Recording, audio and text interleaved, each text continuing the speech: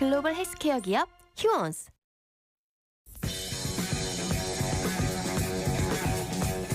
신율의 뉴스 정면 승부 4부 시작하겠습니다. 오늘 4부 정면 인터뷰에서 만나볼 분은요, 우리나라 국민들 다 관심이 있는 부분에 대한 얘기입니다. 명지대학교 대학원 실물투자분석학과 한문도 교수 연결해서 우리들의 관심사 부동산 문제에 대해서 생각해 보겠습니다. 지금 전화 연결돼 있습니다. 한 교수님 안녕하세요. 네, 안녕하세요. 예. 지금 이제 뭐 어떻게 됐던 6억 이상은 대출 못 받는다, 지금 이거잖아요. 그죠? 네, 맞습니다. 이거 이렇게 되면 지금 어떻게 조금 효과가 있다라고 보십니까? 지금 시장 상황이 어떻습니까? 네, 시장 상황은 벌써 그 효과가 나타나고 있다고 말씀드릴 수 있겠습니다. 나타나고 있다. 가격이 떨어진다. 네, 일단 그 호가라고 그럴까요? 예. 재건축 강남 일대 예. 재건축 단지라든지 일단 예전에 좀 고가가 좀 많이 폭등한 지역들에서요. 예. 1억 원 기본이고요. 2억 정도씩 하락해서 매물이 나오고 있습니다. 그래서 일주일 됐지만 일단 시장에 효과는 있는 것 같습니다. 2억씩 떨어진 매물이 나오고 있군요. 예? 네네. 게다가 또 계약 취소 물량도 좀 예전에 2022년도 하반기에 약간 폭락할 때 그때 취소 물량만큼 또 나오고 있어요. 그래서 효과는 분명히 있다고 보여집니다. 예. 근데 효과는 있는데 이게 조금 좀 문제가 되는 게 뭐냐면, 네. 재건축 들어간 단지들 있잖아요. 그러면은 일반적으로 그 재건축 들어가는 그 담당하는 회사들이 뭐 이주비 좀 대출해주고 막 이러잖아요. 그죠? 네네. 기존에 하죠. 네. 근데 이게 막힌다고 그러더라고요. 막혔다고. 그 부분은 거기까지 이제 금융위원회가 체크를 안 하고 예. 일단 이제 갭투기 바람이 분 거를 좀 막으려고 하다 보니까 예. 그 부분은 제가 알기로는 그 말씀하신 내용에 대해서 금융위원회에서 실제로 실수요자들한테는 피해가 안 가도록 조처를 살펴보겠다고 했으니까요. 예. 조만간에 아마 대안이 나올 것 같습니다. 근데 교수님 보실 때 이게 지금 이런 식으로 됐잖아요. 지금 이제 네. 떨어지는데 문제는 우리가 흔히 얘기하는 약발이 어느 정도까지 갈 것이냐, 이게 중요할 것 같은데 어떻게 보세요? 네. 일단 단기적으로는 이제 효과를 이제 볼 것 같은데요. 예. 중요한 것은 이제 주택 가격이 올 상반기에 예. 서울이 좀 폭등하지 않았습니까? 예. 그러면 서울에 대해서 우리가 수요 공급 이론에 맞춰서 볼 때 기본적인 원칙을 할 때 공급이 내년에 좀 입주 물량이라고 하죠. 예. 이게 좀 부족하거든요. 말씀 올리면 그러면 공급 물량이 있냐? 그게 이제 짧은 기간에 입주 물량이 나올 수는 없으니까 예. 정부에서 3기 신도시가 사실 서울 수요에 어떤 대체 효과가 있으니까요. 예. 3기 신도시가 그동안 이제 공급을 많이 안 했었고 이 부분에 대해서 아마 추가 대책을 좀 면밀하게 정부가 확실해가지고 좀 빠른 시간 내에 발표를 한다라면 제가 볼 때는 대기 수요자나 잠재 수요자들한테 기다려 볼만 하다라는 신뢰성을 줄 수 있을 것 같습니다. 다만 그게 이제 늦게 나온다. 이러면은 시장에서는 다시 이제 어느 정도 시간이 지나면 다시 시장이 강보합에서 상승으로 갈 소지가 많아 보입니다. 그러니까 아까 교수님께서 말씀하신 2억 정도 떨어졌다라고 얘기를 하는 그거는 그게 네. 강남 쪽에 지금 말씀하시는 거예요? 네, 맞습니다. 초강파라고 얘기하는 서초, 강남, 송파? 네, 맞습니다. 예. 거기에서 한 2억 정도 떨어진다. 근데 이제 왜냐하면 뉴스 보니까 전 사실 이거 잘 모르거든요. 근데 뉴스 보니까 네네. 풍선 효과가 일어나가지고 노도강 지역이 오른다, 뭐 이런 식으로 얘기가 나오거든요. 그것도 맞습니까? 그런데 그거는 좀 확대 해석한 것 같습니다. 왜냐하면 생애 최초 담보 대출을 활용해서 예. 예를 들어 10억짜리 집이면 심하게 얘기하면 자기 돈이 없어도 전세가 5억이면 LTV가 80%니까 나머지 50%를 대출로 충분히 하잖아요. 예. 그러니까 이제 집을 사둬야겠다라는 심리가 요 상반기에 좀 팽배했었거든요. 예. 그러면 이제 실수요자 개념에서 보면 지금 6억밖에 안 되는데 그동안 7월에 스트레스 디지털 시행을 앞두고 미리 이제 수요자분들이 올 가을이나 내년에 주택 마련을 하시려고 했던 분들이 지금 4월, 5월 이쪽에 막 몰렸었거든요. 6월 달에. 예. 그러니까 이제 수요가 이제 좀 앞당겨진 거죠. 실제 실수요자들이. 예. 그러면 이제 수요가 일단 공백 현상이 좀 생깁니다. 예. 그러니까 그 부분에서 이제 풍선 효과를 말씀하시는 분들의 말씀도 일리는 일부 있지만 아하. 예전 같이 생애 최초를 갖다가 전세를 끼고 사는 걸 막아놨거든요, 이번에. 예. 그렇기 때문에 최근의 상황하고는 좀 틀립니다. 그러니까 바꿔 말씀드리면은 전세를 끼고 살려는 그 수요를 많이 감소시키는 효과가 있기 때문에 예. 그 풍선 효과가 심리적으로는 이해가 되나 실제 시장에서 잠재 수요자들이 시장에 진입을 해야 되는데 만약에 추가 대책이 나온다고 하면은 지금보다 더 저렴한 주택을 살 수 있는 기회가 올 수 있다라고 대기를 하게 되겠죠. 그러면 생각보다 일부는 그럴 수 있지만 우리가 예상하는 수준보다 풍선 효과는 있지 않을 것이라는 게 저희 생각입니다. 뭐 다행이네요.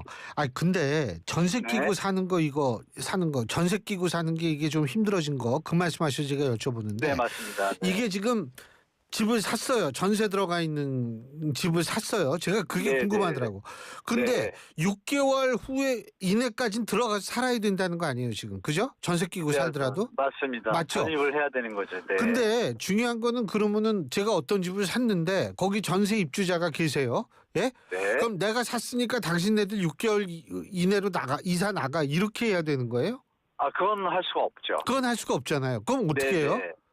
그러면 이제 임차 기간이 만료되는 분들 주택 대상에 대해서만 팔 수가 있다. 매매 거래가 가능할 수 있다는 얘기죠. 그러면 이제 매물은 좀 한정되겠죠. 한정되고 예. 거래량은 좀 감소하는 효과가 있을 겁니다. 왜냐하면 그런 딱 들어맞는 그 임차 만료 기간이 6개월 이내인 주택만 우리가 이제 실수요자 입장에서 매수할 수 있는 대상이 되다 보니까 예전보다는 그 물량이 상당히 축소가 되겠죠. 네, 그래서 그 부분이 이제 시장 추이를 좀 봐야 되는데 그러면 그 정도는 소화가 돼야 되는데 만약에 주택 거래량이 7월에 조금 감소 효과로 나타난다면 시장에서는 이번에 신호를 좀 실수요자나 대기 수요자들이 강력하게 받아들이고 있다라고 또 생각할 수도 있습니다. 그러니까 두 가지 효과를 볼 수가 있는 것 같은데. 근데요. 네네. 예를 들면은 제가 집을 가졌어요. 근데 전세를 줬어요. 예? 네. 근데 갑자기 집을 팔아야 되는 거예요. 이게 뭐 갑자기 돈 쓸 일이 있어가지고. 그래서 그럴 수도 있죠. 예. 그럼 못 팔겠네요. 전세를 주고 나가지고 그 앞으로 한 1년 반 남아 있으면. 그럴 땐 제 생각으로는 그렇죠. 힘들죠. 현실적으로 그죠? 힘든데 예. 그럴 경우에는 제가 볼 때 그 세입자분, 임차인분한테 주인분이 좀 양해를 구해서 뭐 이사비나 이런 걸 지원해 드릴 테니 좀 임차 만료를 좀 빨리 끝낼 수 있겠냐라고 좀 양해를 구하셔서 임차인분도 주인분의 어떤 그 상황이 조금 위중하다고 판단되면 협조할 겁니다. 그렇게 해서 좀 해결해 나가시는 게 현재로서는 할 수 있는 길인 것 같아요. 그 외에는 사실 말씀 주신 대로 좀 난처한 상황이 발생할 수 있어서 이 부분에 대해서는 정부도 사실 조금만 시간을 더 갖고 이런 부분에 대해서도 인정된다고 하면 예외 조항을 두는 어떤 대책도 추가적으로 나온다라면 실수요자분들이 좀 피해를 좀 줄이는 데 효과가 있겠죠. 아니죠. 우리 교수님은 어제 이재명 대통령 기자회견 보셨어요? 네, 맞습니다. 예? 근데 거기에서 이재명 대통령이 이번 거 맛보기라 그랬거든요. 근데 솔직한 얘기로 이게 과거에 문재인 정권 시절에서 문재인 당시 대통령도 맛보기라는 표현하는데 비슷한 얘기를 했어요. 뭐 무지무지하게 뭐 정책. 근데 어떻게 이번에는 그때랑 좀 다르겠죠? 좀 다를 것 같습니다. 그때 어떤 맛보기의 개념과 표현은 사실 대통령으로서 적절하지는 않은 것 같습니다. 왜냐하면 맛보기란 표현은 사실 조금 품위가 있다는 단어로 느껴지지는 않잖아요. 이왕이면은 일단 이거는 기본 대책이고 추가 대책이 많다 이렇게 말씀하셨으면 더 좋았을 것 같아요. 근데 이한 뭐 그건 접어두고 제가 볼 때 이번 정부랑 저번 정부랑 다른 점은 뭐가 있냐면요. 문재인 정부 그때는 대출을 강력하게 쪼이질 않았습니다. 기억하시겠지만 10억 이상 대출 금지만 있었거든요. 그러니까 지금의 6억 한도하고는 일단 내용이 틀리죠. 그 얘기 뭐냐면 주택가격 상승의 요인을 제거한다는 가능성이 되게 높은 거죠. 게다가 이제 그 당시에는 3기 신도시가 없었잖아요. 막 주택가격이 폭등하고 나서 부랴부랴 이제 공급 대책을 마련했잖아요. 그때는 이제 공급의 신호는 줬지만 이게 뭐 바로 내일 되는 것도 아니고 몇 년 기다려야 되고 예전에 사례를 보면 택지 개발을 한 사업들이 보통 10년, 12년 걸리더라. 그러니까 너무 먼 미래에 이르다 보니까 접근성이 떨어졌지만 이번에는 만약에 3기 신도시를 신속하게 한다는 표현도 하셨는데 이번에 말씀에 그게 이제 입주할 수 있는 기간이 좀 짧습니다. 지금 다 실시계획 승인인가라고 토지 조성이 거의 완료가 됐거든요. 그래서 그 어디예요? 어디? 상기 신도시의 5곳이 주요 지역이고 나머지 공공택지지구라고 해서 뭐 진접이나 과천 쪽도 있지 않습니까? 과천 쪽도 있어요? 예. 많이 있습니다. 뭐 동탄도 있고 이걸 다 합하면 물량이 한 35만 원 됩니다. 근데 이 부분을 정부가 만약에 강력하게 좀 신속하게 하겠다. 이렇게 신호를 던져주는 게 있다라면 예전하고 완전히 다르죠. 왜냐하면 대체 수요지가 생기잖아요. 공급지가. 그러면 이제 수요자들이 기다릴 수 있는 심리적인 안전 상태가 되겠죠. 지금 이 집을 사느냐 아니면 다음에 3기 신도시 나오는 집이 분양가가 얼마인지 모르지만 시세보다는 저렴할 거다라는 판단이 들면 제가 볼 때는 현재 수요가 미래 수요로 좀 이완되는 효과가 있지 않습니까? 지연되는. 그러면 이제 시장이 좀 안정적인 방향으로 갈 수 있는 초석이 될 수 있다고 저는 개인적으로 보고 있습니다. 조금 다릅니다. 그래서 특히 갭 투자 형태의 그거를 원천 차단했기 때문에 또 다른 점이 한 가지 있습니다. 예전에는 그 대출 규제를 하면요. 전부로 은행이 만약 5대 은행과 뭐 이금융권도 있고 그렇지 않습니까? 그러면 5대 은행에서 뭐 4대 은행은 맞고 한 개 은행은 약간 좀 사각지대를 둬서 좀 일시적 차단에 의한 피해를 줄이느라고 약간 풀어줬어요. 근데 이번 발표 보도자료에 보시면 전 금융권 동시 시행이라는 것을 좀 명확하게 강력하게 좀 표현했어요. 그러니까 이제 만약에 1금융권에서 안 되면 2금융권 가서 대출을 받고 이런 형태로 좀 수요들을 확장시킬 수 있었는데 요번에 이제 그것도 막아놨거든요. 이제 예전 정부하고 다른 점이 이제 그 점이 이제 좀 특이합니다. 아니 근데 지금 그 막아놨다 뭐 이런 얘기 나오는데 이게 이제 지금 좀 그 불만이 계신 분들이 있을 수밖에 없을 것 같아요. 그렇죠. 소득 피해자는 생기죠. 그렇죠. 이거는 이런 불만. 그러니까 뭐 누구는 뭐 미리 받아놔가지고 괜찮고 그러고 예를 들면은 나는 진짜 이거는 돈이 없는 사람인데 이 고소득 이 사람들은 좀 유리하고 막 이렇게 되는 거 아니냐 이런 얘기 나오는데 이건 어떻게 보세요? 근데 고소득 흑수저라는 표현이 좀 앞뒤가 안 맞지 않습니까? 그렇죠. 고소득자인데 흑수저가 될 수는 없고. 당연하죠. 이제 고소득자분들도 사실 주택을 사실 때 주거용으로 사시겠지만 주택 가격이 미래의 투자 가치로 좀 확인된다면 더 주택을 매수하겠지만 주택 가격이 하락할 가능성이 많으면 좀 기다릴 수 있겠죠. 고소득자분들조차도. 그리고 이제 말씀 주신 대로 이제 주거 사다리가 끊기지 않냐는 어떤 피해자분들 예를 들면 내년 올해 말이나 뭐 내년 봄에 주택을 마련할 신혼부부가 있어요. 그러면 자기들이 집 보러 다니고 좀 받았던 집이 뭐 가격이 한 15억대예요. 서울에 만약에. 그러면 6억 받아가지고 대출을 지금은 못 사고 예전엔 살 수 있었단 말이에요. 그럼 이런 분들은 이제 예산이 좀 흔들리잖아요. 근데 일시적으로 오는 피해를 보는 상황이 되죠. 자기들의 어떤 라이프 스타일에 맞는 것을 대출을 막다 보니까 원하는 형태로 못 가잖아요. 근데 이것을 이제 조금만 더 생각하시면 시간이 좀 더 흐른다고 가정을 할 때 이게 계속 일관성을 가지고 유지가 된다고 하면 주택 가격은 연착륙할 가능성이 높거든요. 그러면 대출을 나중에 조금 덜 받고 살 수 있잖아요. 그러니까 우리 소수의 피해자로 하시는 분들이 극단적인 예를 피하고 빼고 나머지를 보시면 지금은 예산에서 어긋나서 계획이 틀어져가지고 피해를 볼 수 있어요. 그런데 조금만 공공의 뭐 어떤 공공성을 생각하셔가지고 좀만 기다린다고 생각하시면 이게 시간이 지나면 저 전체적인 이 서울 주택 가격이 하향 안정화되면 내가 시간 기다리겠지만 나중에 대출 받을 때 액수를 줄여서 가도 그 집 가격이 될 수 있거든요. 그렇게 좀 마음을 좀 추스리시면 조금 나실 것 같고요. 아까 말씀 주신 그 극단적인 분들은 정부가 좀 예외 조항을 두면 좋을 것 같습니다. 제가 볼 때. 근데 저 교수님 보실 때 얼마까지 떨어질 것 같으세요?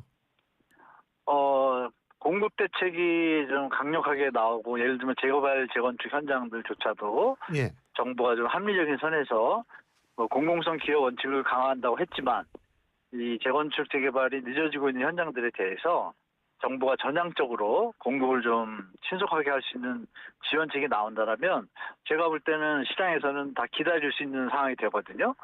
그러면 지금 현재 갭 투자하시는 분들이 꽤 많습니다. 한 400만 명 정도 계세요. 서울은 한 150만 정도 되고 예. 그 물건들이 자꾸 매물로도 나올 수 있는 소지가 있지 않습니까? 예. 그러면 이제 가격이 조금 내려오고 그 시간 동안에 소비자들은 자본 축적을 할 수 있는 시간들이 생기잖아요. 예. 이런 걸 계산해 봤을 때 현재 갭이 꽤 벌어져 있기 때문에 제가 볼 때 이게 일관성을 갖고 계속 간다라 그러면 1, 2, 3년 쭉 이어질 가능성이 좀 높다고 보여집니다. 한 3년, 2, 3년 정도? 네.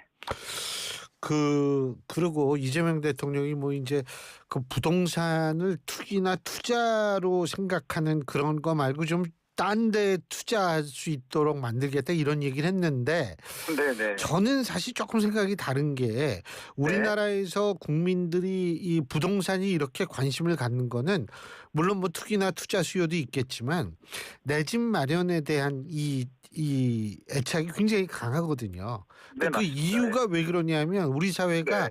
미래가 지극히 계획을 할 수가 없고 불투명하니까 일단 네네. 내 걸로 만들고 보자는 심리 때문에 그렇다고 보거든요. 네, 당연한 말씀입니다. 예. 근데 이거 지금 대통령이 뭐 딴 데 어떻게 좀 이렇게 투자 관심을 좀 주식 이쪽으로 돌릴 수 있게 하겠다. 가능할 거라고 보십니까? 일단 좋은 말씀을 대통령이 하셨지만 예. 부동산 뭐 30년 한 전문가로서 입장에서 보면 예. 그거는 완화의 수준에 그치지 근본적인 지금 우리 앵커님께서 말씀 주신 그 국민들의 기본적인 어떤 주택에 대한 예. 기본적인 욕구를 충족할 수 없습니다. 그래서 애초에 접근할 때 물론 그 뜻은 이해합니다. 주식시장의 어떤 투자성이 높아졌을 때 네. 자금 유동이 좀 있겠지만 그렇게 말씀하실 때 제가 반론을 드린다라면 그러면 미국은 주식시장이 세계 최고인데 주택 가격이 왜 오르죠? 그러면 그 얘기는 뭐냐면요. 우리 앵커님 말씀이 맞습니다. 그러면 그 얘기도 일리는 있지만 그 효과가 미미할 거라고 저는 말씀드리고 말씀 올렸던 서울의 어떤 밀집도를 감안해서 공급의 속도라든지 아니면 지방균형 발전 시간은 좀 걸릴지라도 그쪽 방향이 기본이다. 그런데 주식시장도 활성화해서 분산 수요를 좀 이끌어내겠다. 이게 맞다고 저는 말씀드릴 수 있겠습니다. 뭐 아무도 모르죠. 우리가 어떻게 미래를 알 수 있겠습니까? 그래도 그렇죠. 네, 그럼에도 불구하고 그냥 우리 청취자 여러분 참고하시라 이런 차원에서 만일 내 집 마련을 지금 준비하고 계신 분들은 어느 시점에서 한번 생각을 본격적으로 해보는 게 좋다라는 의견을 제시하실 수 있으십니까? 네. 무주택자나 청년 신혼부부분들 일시적으로 좀 충격이 있을 수 있겠지만 조금 생각해 보시면 중장기적으로는 도움이 되는 정책인 건 맞습니다. 그러면 이번에 집을 사시려다가 일단 멈추셨을 텐데요. 정부의 추가 대책을 확인하고 나신 다음에 내 집 마련 전략을 세우시는 게 제일 조금 안정성이 있다고 보여집니다.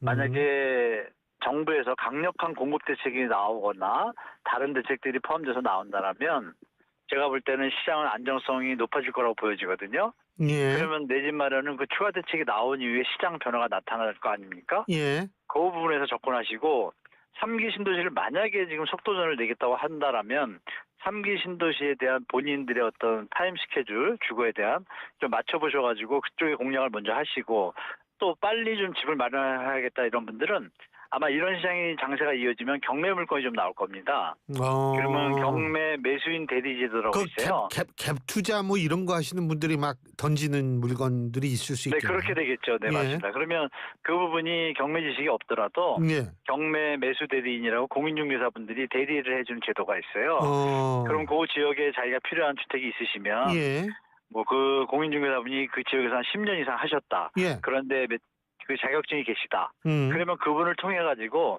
조금 저렴하게 주택을 마련할 수 있는 길들도 있습니다. 그래서 이런 세 가지 정도 생각하시면서 시장 대처하시면 크게 무리 없을 거라고 말씀드리겠습니다. 죄송한데 좀 아까 경매 매수인 대리제도요. 경매 매수인 대리제도. 이게 이제 경매 매수인 대리제도라는 게 이 공인중개사 하시는 분들이 시험을 보셔가지고, 네네. 아, 경매 그런 게 지식이 좀 있군요. 있으시고, 네, 맞습니다. 그래서 예. 그분들은 이제 뭐 10년, 15년 하셨으면 또 지역에서 신뢰성이 담보되지 않습니까? 아, 그럼요. 네, 또 잘 그분들 통해서, 알겠죠. 예. 네, 맞습니다. 그분들 통하시면 좀 도움 되실 겁니다. 아, 잘 알겠습니다. 예. 네네. 아유, 오늘 그래도 아주 좀 도움이 많이 되는 새로운 정보를 많이 알았습니다. 오늘 말씀 잘 들었습니다. 고맙습니다. 네, 감사합니다. 네, 예. 감사합니다. 예, 지금까지 명지대학교 대학원 실물투자분석학과의 한문도 교수였습니다. 고철거래 새로운 패러다임